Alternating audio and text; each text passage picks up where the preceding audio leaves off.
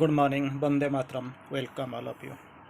Here we are going to discuss on violence and non-violence, hinsa or ahinsa, violence and non-violence. So India got our independence. We got our independence through non-violence method.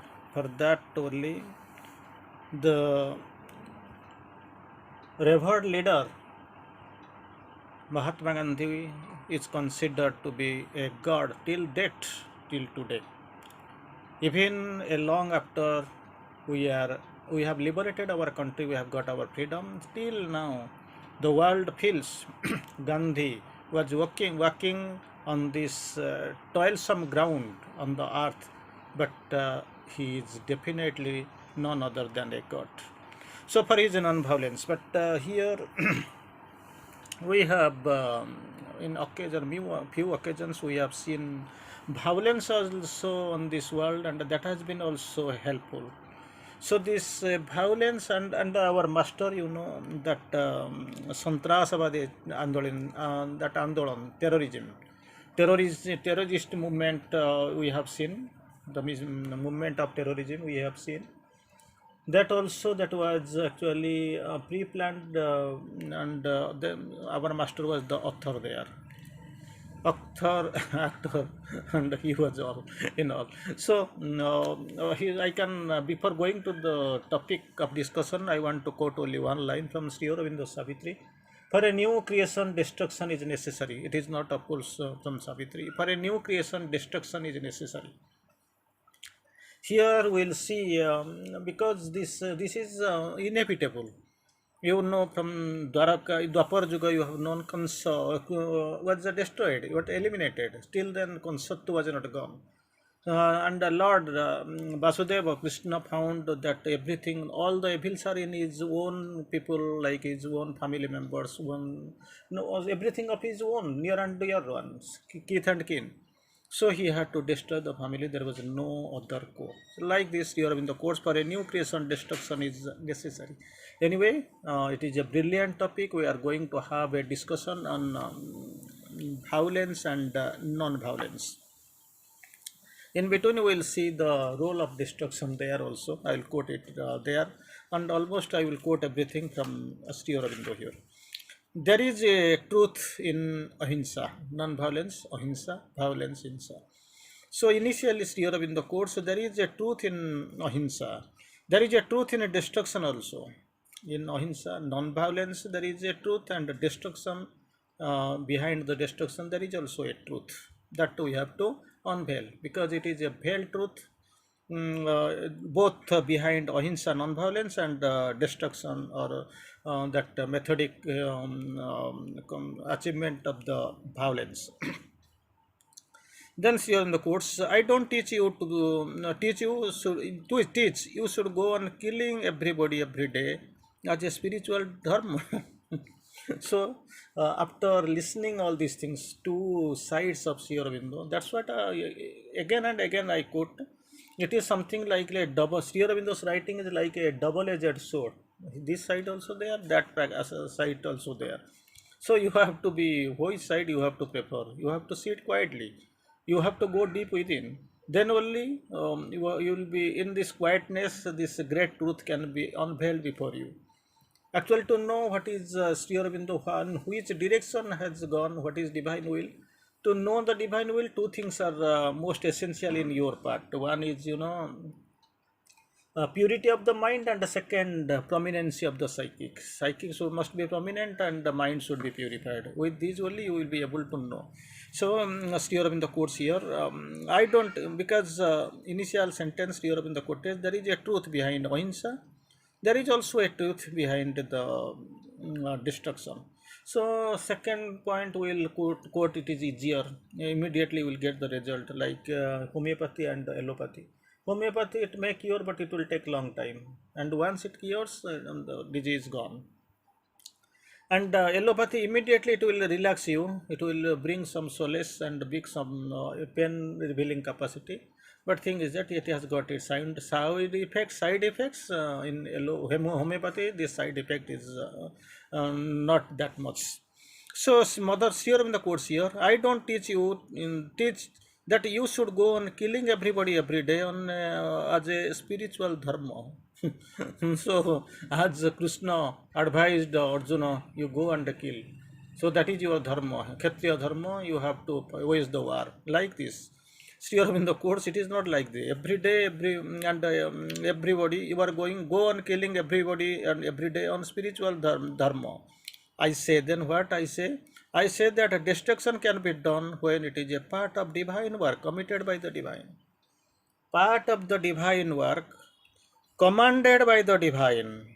That is part of the divine work commanded by the divine. So when it is required, then only you can go and have the spiritual sanghara. That killing is permitted when you must have got the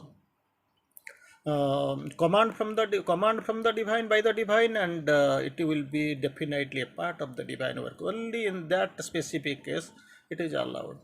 Then Sri Aurobindo quotes about non-violence. Non-violence is better than violence as a rule. Normally, already we have discussed. Normally is better than it's better than violence as a rule, and still sometimes violence may be the right thing. Not always, but sometimes it may be a right thing, because Sri Aurobindo has quoted in one place you have seen tragic consequence, crushing circumstance, tragic consequence. So many terms have been used because non-violence is always good, but sometimes violence is necessary.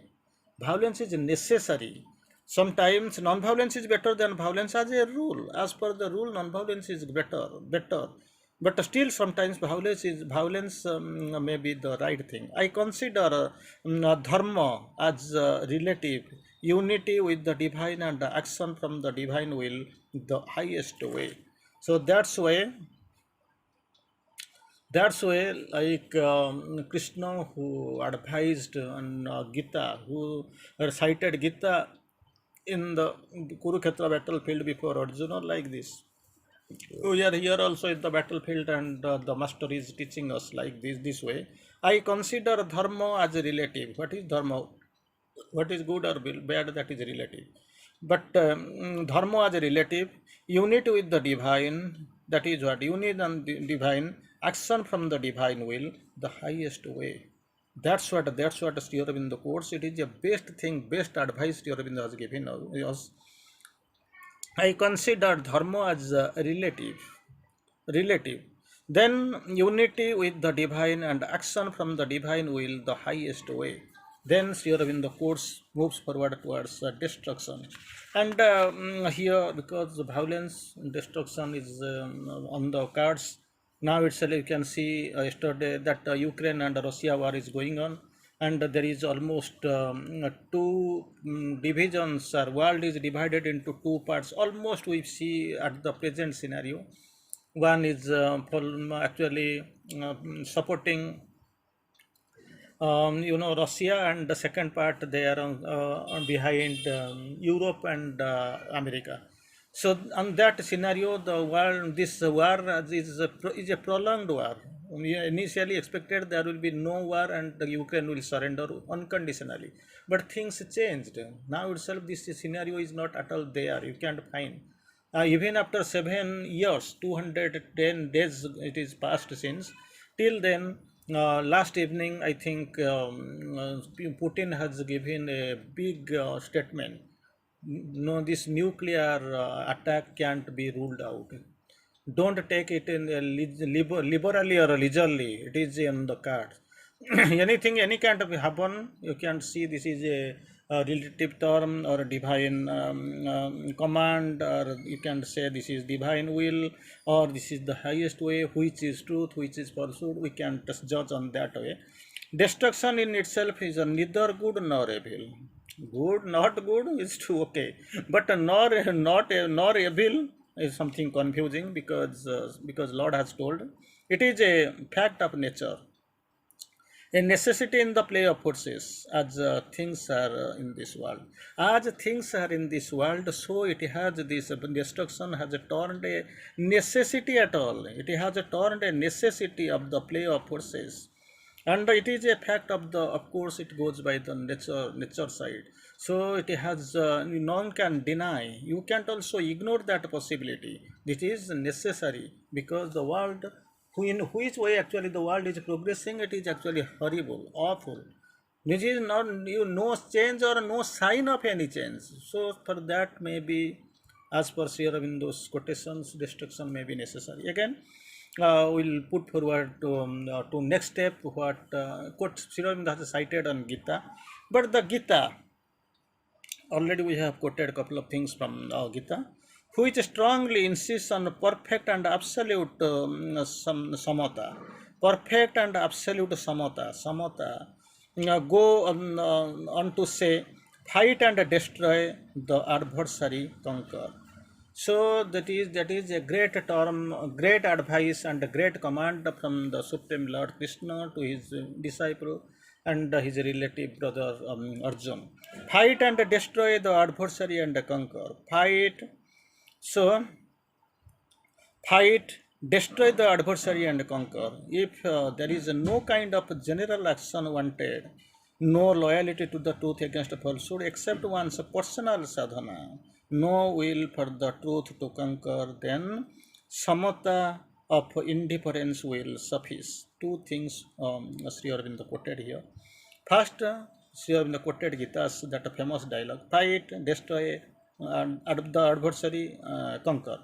So, if there is no kind of general action wanted, no kind of general action wanted, then no loyalty to truth as against the falsehood, no loyalty to the full truth against the falsehood except for one's personal sadhana.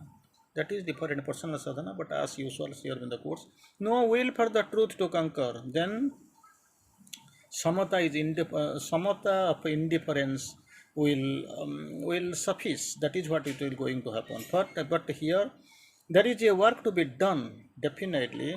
It is not the theoretical concept, and we are not going to the theory, the practical aspect. The really needful thing is that here there is the work to be done, a truth to be established against the immense forces are arranged, a work to be done, number one, and number two, a truth to be established against immense forces of the ranged and invisible forces which can use visible things and persons and actions in their instruments. So, if one is among the disciple, the seeker of this truth, among the disciples and the seeker of the truth, one has to take side for the truth, because you are here to know the truth, to live in the truth, to follow the truth, to know the truth, to you have to be abided by the truth in life, only truth, only truth, only truth. So you have to cling to truth. So here in the quotes, if one among these disciples, the seeker of this truth, who seeks the truth here, one has to take the side of the truth. Seeker of the truth, disciple of the truth, he has to take the side of the truth to stand against the force of the attack or adversary attack forces which are attacking you. And it is actually stipulate. So it is personal and egoistic feeling. It is a personal and egoistic feeling that has to be thrown away. Very great thing. Your personal and egoistic feeling, whatever is there, you have to throw away. Hatred and vital self will have to be rejected. Two things.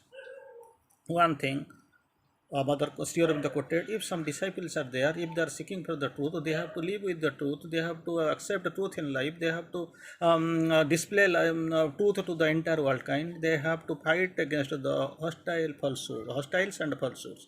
Here, if the personal, in the egoistic feeling has to be thrown away, number one, first case, personal and egoistic feelings have been thrown away, and hatred and vital self will has to be rejected. So it is the principle of action that has to be seen in the right light and the right perception. So what is the, bearing us on the way, you must throw it out. What is helpful to the truth, to the manifestation of truth, that must be encouraged and it must be practiced in life. Here I will quote one or two lines from Sri Aurobindo on destruction. In the ignorance, destruction is necessary for progress as long as the ignorance is there. However, thou seest a great end, be sure of a great beginning. It was there, there is no doubt of it. Nothing can be destroyed, for all is He who is forever. So nothing can be destroyed. Even what we have seen to have, we have to destroy, we must not avoid. That is the thing to be practiced in life. Thank you. Vande Mataram.